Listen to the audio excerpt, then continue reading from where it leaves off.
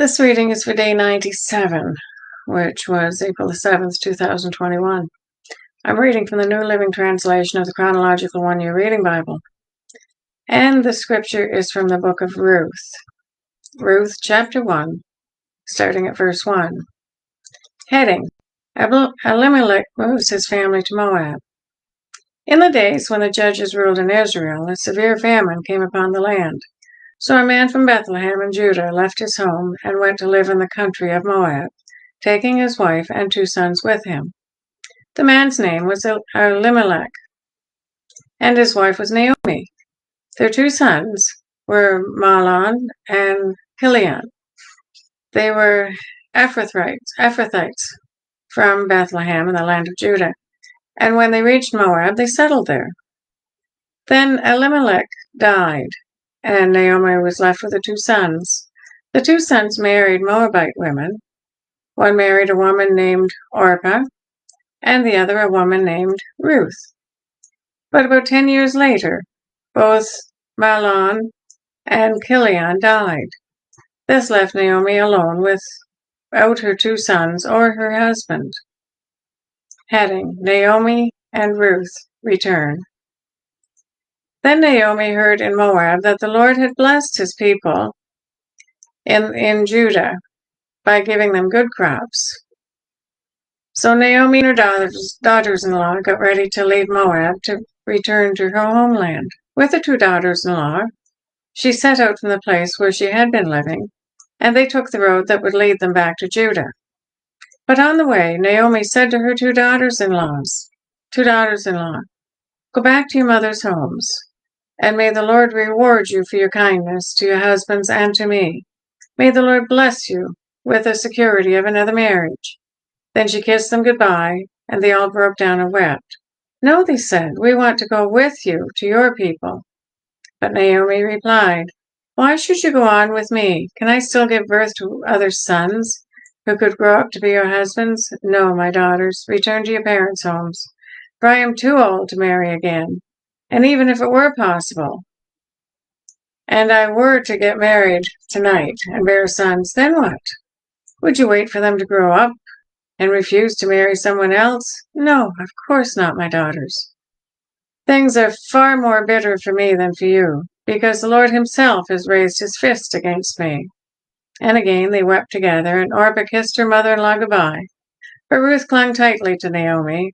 "Look," Naomi said to her, "your sister-in-law has gone back to her people and to her gods. You should do the same." But Ruth replied, "Don't ask me to leave you and turn back. Wherever you go, I will go. Wherever you live, I will live. Your people will be my people. Your God will be my God. Wherever you die, I will die, and there I will be buried. May the Lord punish me severely if I allow anything but death to separate us." When Naomi saw that Ruth was determined to go with her, she said nothing more. So the 2 of them continued on their journey. When they came to Bethlehem, the entire town was excited by their arrival. "Is it Naomi?" the women asked. "Don't call me Naomi," she responded. "Instead, call me Mara, for the Almighty has made life very bitter for me. I went away full, but the Lord has brought me home empty. Why call me Naomi when the Lord has caused me to suffer, and the Almighty has sent such tragedy upon me?" So Naomi returned from Moab, accompanied by her daughter-in-law Ruth, the young Moabite woman. They arrived in Bethlehem in late spring, at the beginning of the barley harvest. Ruth chapter 2, starting at verse 1. Ruth works with Boaz's field, or in Boaz's field is the heading.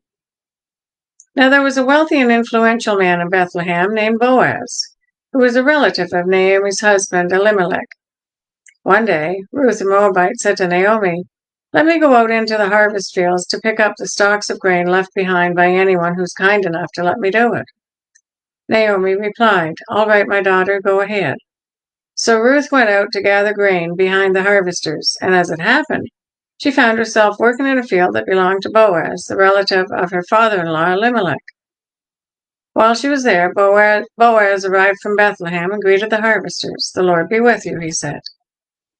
"The Lord bless you," the harvesters replied. Then Boaz asked his foreman, "Who is that young woman over there? Who does she belong to?" And the foreman replied, "She is the young woman from Moab who came back with Naomi. She asked me this morning if she could gather grain behind the harvesters. She has been hard at work ever since, except for a few minutes' rest in the shelter." Boaz went over and said to Ruth, "Listen, my daughter, stay right here with us when you gather grain. Don't go to any other fields. Stay right behind the young women working in my field. See which part of the field they are harvesting and then follow them. I have warned the young men not to treat you roughly. And when you are thirsty, help yourself to the water they have drawn from the well." Ruth fell at his feet and thanked him warmly. "What have I done to deserve such kindness?" she asked. "I am only a foreigner."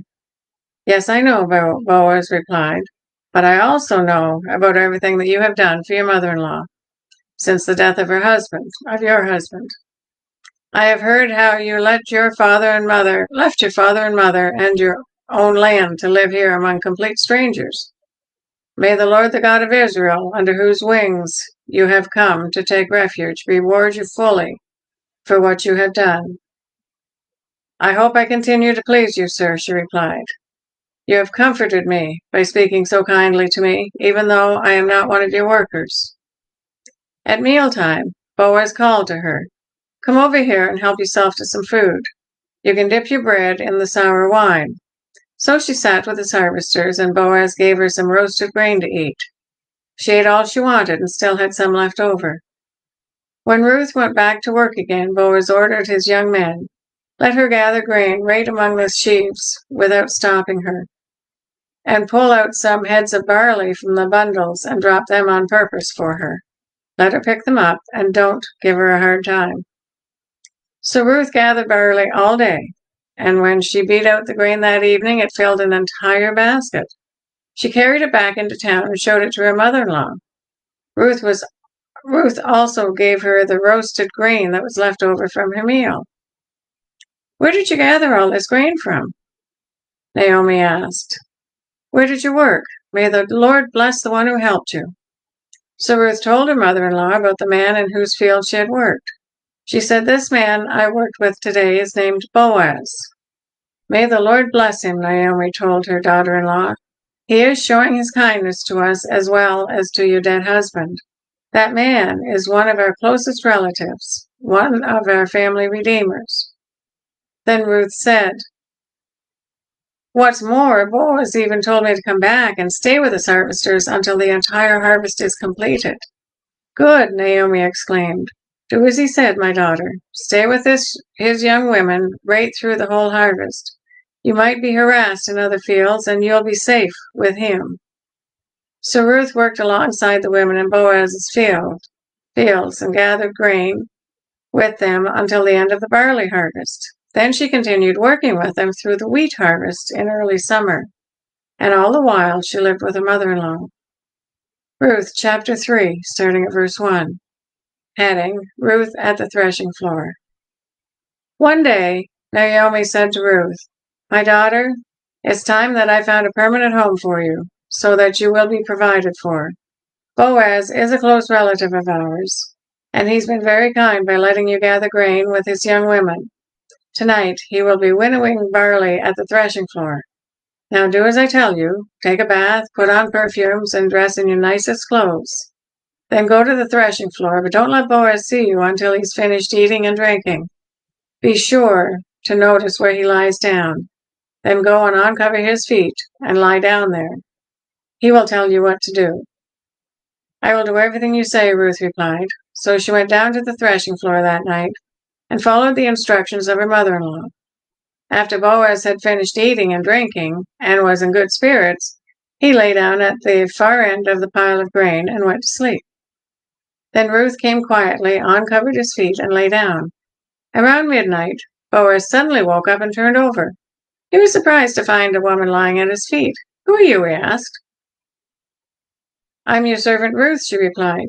"Spread the corner of your covering over me, for you are my family redeemer." "The Lord bless you, my daughter," Boaz exclaimed. "You are showing even more family loyalty now than you did before, for you have not gone after a younger man, whether rich or poor. Now, don't worry about a thing, my daughter. I will do what is necessary. For everyone in town knows you are a virtuous woman. But while it's true that I am one of your family redeemers, there is another man who is more closely related to you than I am. Stay here tonight, and in the morning I will talk to him. If he is willing to redeem you, very well. Let him marry you. But if he is not willing, then as surely as the Lord lives, I will redeem you myself. Now lie down here until morning. So Ruth lay at Boaz's feet until morning. But she got up before it was light enough for people to recognize each other. For Boaz had said, "No one must know that a woman was here at the threshing floor." Then Boaz said to her, "Bring your cloak and spread it out." He measured 6 scoops of barley into the cloak and placed it on her back. Then he returned to the town. When Ruth went back to her mother-in-law, Naomi asked, "What happened, my daughter?" Ruth told Naomi everything that Boaz had done for her. And she added, "He gave me these 6 scoops of barley and said, 'Don't go back to your mother-in-law empty-handed.'" Then Naomi said to her, "Just be patient, my daughter, until we hear what happens. The man won't rest until he has settled things today." Ruth, chapter 4, starting at verse 1. Heading, Boaz marries Ruth. Boaz went to the town gate and took a seat there. Just then the family redeemer he had mentioned came by, so Boaz called out to him, "Come over here and sit down, friend. I want to talk to you." So they sat down together. Then Boaz called 10 leaders from the town and asked them to sit as witnesses. And Boaz said to the family redeemer, "You know Naomi, who came back from Moab. She is selling the land that belonged to our relative Elimelech. I thought I should speak to you about it so that you can redeem it if you wish. If you want the land, then buy it here in the presence of these witnesses. But if you don't want it, let me know right away, because I am next in line to redeem it after you." The man replied, "All right, I'll redeem it." Then Boaz told him, "Of course, your purchase of the land from Naomi also requires that you marry Ruth, the Moabite widow. That way she can have children who will carry on her husband's name and keep the land in the family." "Then I can't redeem it," the family redeemer replied, "because this might endanger my own estate. You redeem the land. I cannot do it." Now in those days it was a custom in Israel for anyone transferring a right of purchase to remove his sandal and hand it to the other party. This publicly validated the transaction. So the other family redeemer drew off his sandal and said to Boaz, "You buy the land." Then Boaz said to the elders and to the crowd standing around, "You are witnesses that today I have bought from Naomi all the property of Elimelech, Kilion, and Mahlon. And with the land I have acquired Ruth, the Moabite widow of Mahlon, to be my wife.